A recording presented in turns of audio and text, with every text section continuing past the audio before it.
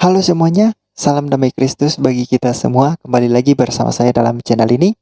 Dan pada kesempatan kali ini saya ingin menunjukkan salah satu video kepada kalian, yang dimana video ini seorang ustadz berkomentar tentang penghina Muhammad, yang katanya kenapa Samuel Pati atau guru penghina Nabi Muhammad harus dihukum mati. Itu judul dari video beliau. Mari kita simak saja penjelasan dari orang ini. Mengapa, alasannya apa? Kita lihat. Teman-teman yang dirahmati Allah Subhanahu wa taala, ya. Perlu saya tekankan di sini kembali bahwa sesungguhnya ketika di video sebelumnya saya juga telah mengingatkan bahwa dalam konstruksi hukum Islam itu terdapat hukum mati terhadap perilaku tindakan kriminal tertentu. Ya, misalnya membunuh orang, maka dalam Islam itu ada hukumannya berupa kisos, yaitu setimpal dibunuh kembali.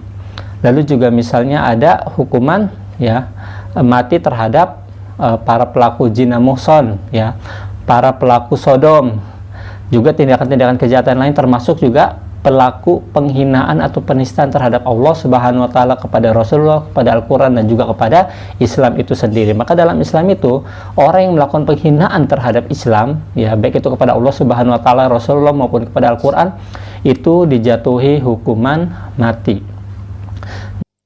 Sebelum lanjut, saya punya satu pertanyaan untuk Pak Ustadz yang terhormat.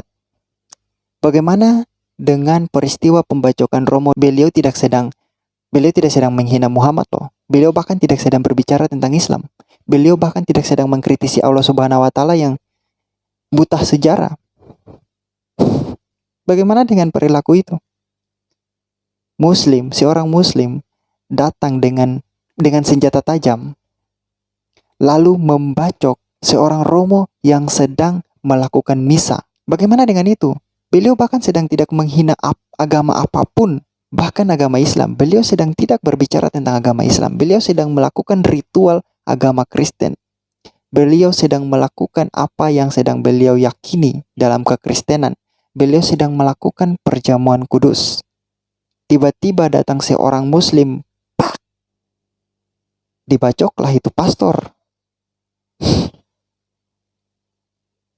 Lalu apakah itu hal yang normal dalam Islam?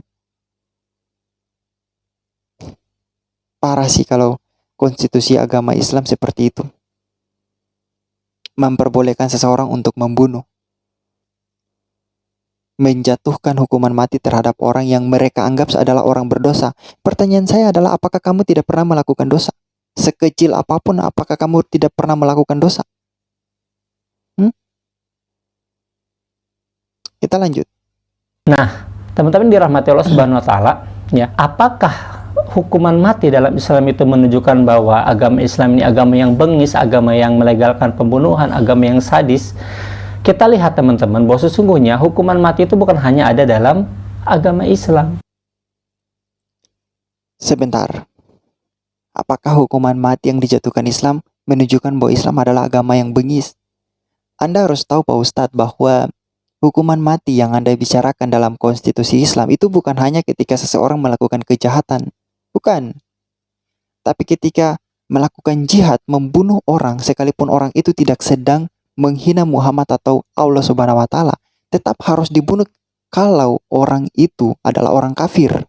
Dan Pak Ustadz bisa menemukan itu dalam ayat Al-Quran kalau Pak Ustadz memang mau melihat kebenarannya.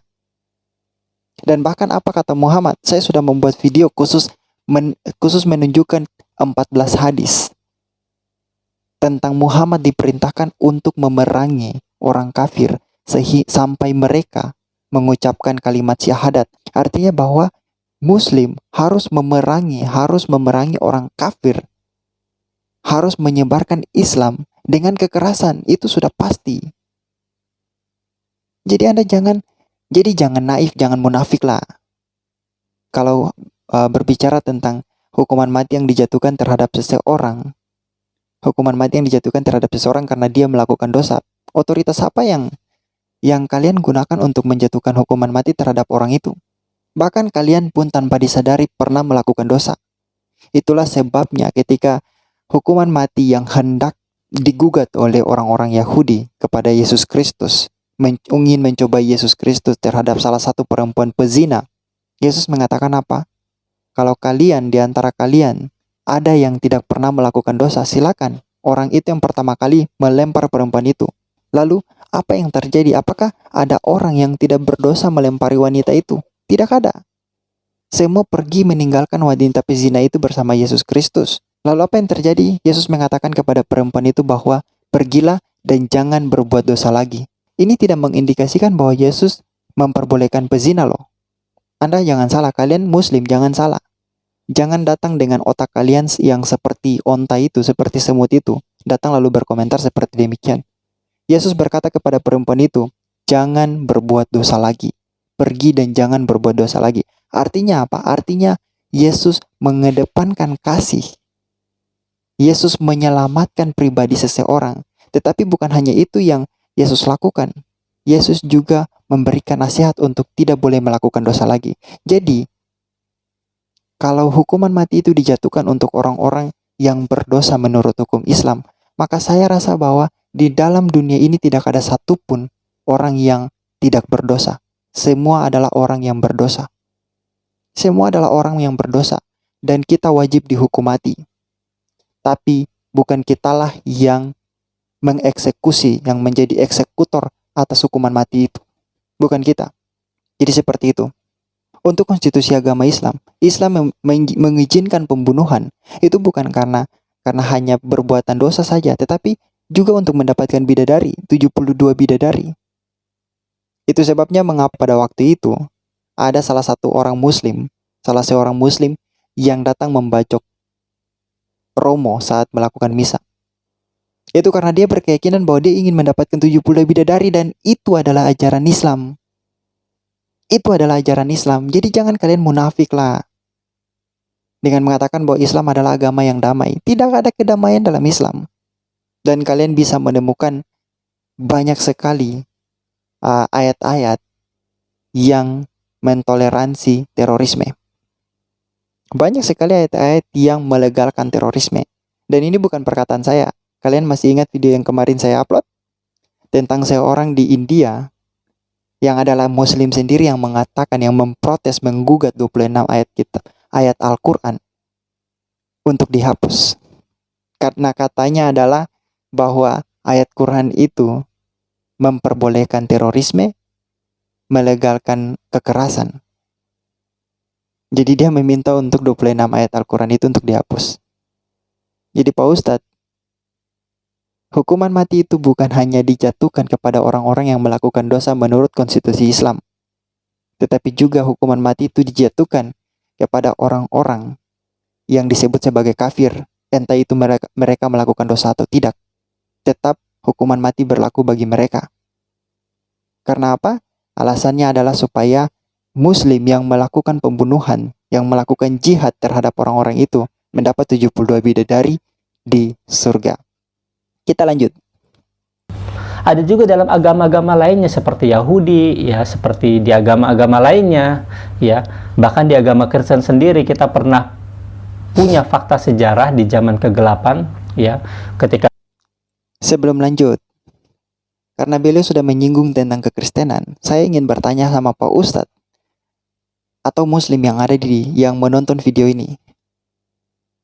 Tunjukkan kepada saya satu ayat dalam Alkitab, dalam ajaran Yesus Kristus, di mana Yesus Kristus memperbolehkan pembunuhan.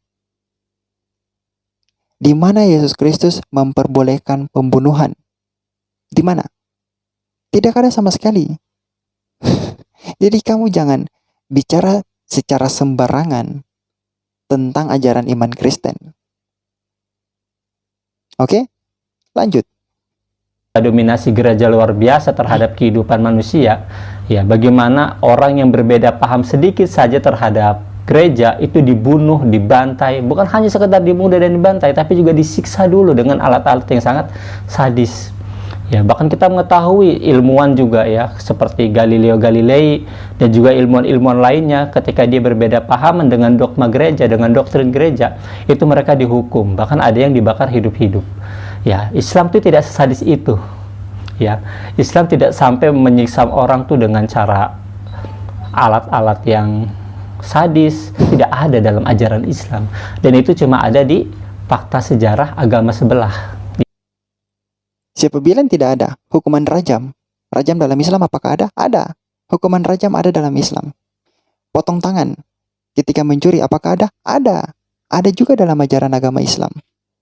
Jadi jangan naif lah, jangan munafik lah dengan mengatakan bahwa itu tidak ada dalam ajaran Islam. Selanjutnya bahwa saya mengakui bahwa sejarah kekristenan itu memang memiliki sejarah yang gelap. Saya akui itu.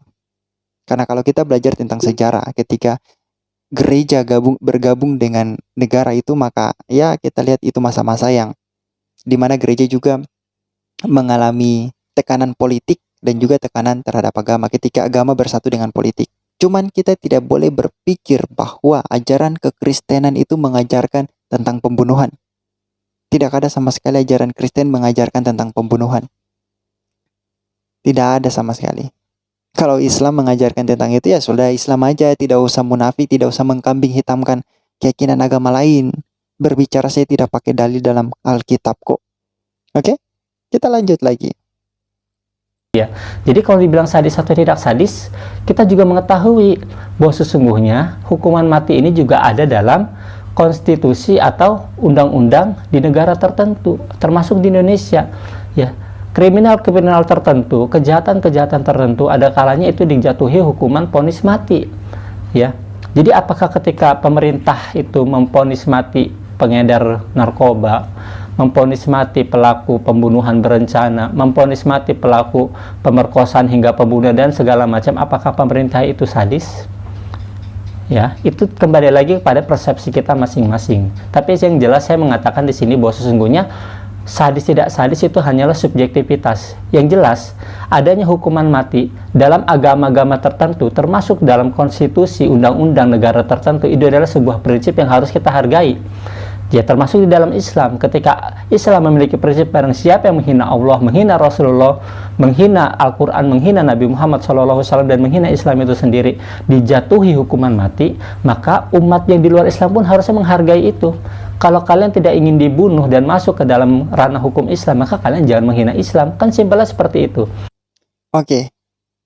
Pak Ustadz, mungkin Pak Ustadz perlu mengancing mur yang kendor yang ada di otak Pak Ustadz, atau mungkin saya pikir Bapak Ustadz ini otaknya seperti semut. Pak Ustadz, yang ada di Prancis itu adalah tanggung jawab negara. Islam berada di bawah konstitusi negara. Jadi kalau apapun yang dilakukan oleh warga negara itu bukan tanggung jawab Islam secara utuh. Kalian jangan merasa bahwa kalian yang paling superior di dalam dunia ini, sehingga menghilangkan nyawa orang itu sangat gampang bagi kalian. Astaga, parah. Di dalam negara itu juga memiliki konstitusi tersendiri. Dan kalian juga harus sebagai orang yang beragama juga harus mematuhi konstitusi itu. Sekalipun itu juga bertentangan dengan agama kalian. Kalian boleh melontarkan kritik, boleh memberikan saran, tetapi tidak dengan menghilangkan nyawa orang. Astaga. Kok otak kalian ini malah aneh-aneh berpikirnya? Saran saya ya Pak Ustadz, kalau satu ajaran agama mengajarkan kalian untuk membunuh hanya karena membela Tuhan, hanya karena membela Nabi, maka ajaran itu adalah ajaran yang paling lemah. Ajaran itu adalah ajaran yang paling lemah, dan Tuhan yang dipercaya oleh ajaran itu, oleh agama itu adalah Tuhan yang paling lemah. Nabi pun demikian, Nabi yang paling lemah. Sehingga untuk membungkam orang-orang yang mengkritisi Islam, mengkritisi agama itu, dibunuh. Itu ajaran yang sangat lemah. Dan kalau misalnya agama itu membuat moralitas kalian jatuh dan membuat rasa kemanusiaan kalian menjadi hilang, sehingga dengan gampangnya kalian menebas leher orang, tinggalkan agama itu, karena agama itu bukan berasal dari Tuhan, tapi agama itu berasal dari iblis. Oke, kita jumpa di video berikutnya. Tuhan Yesus memberkati.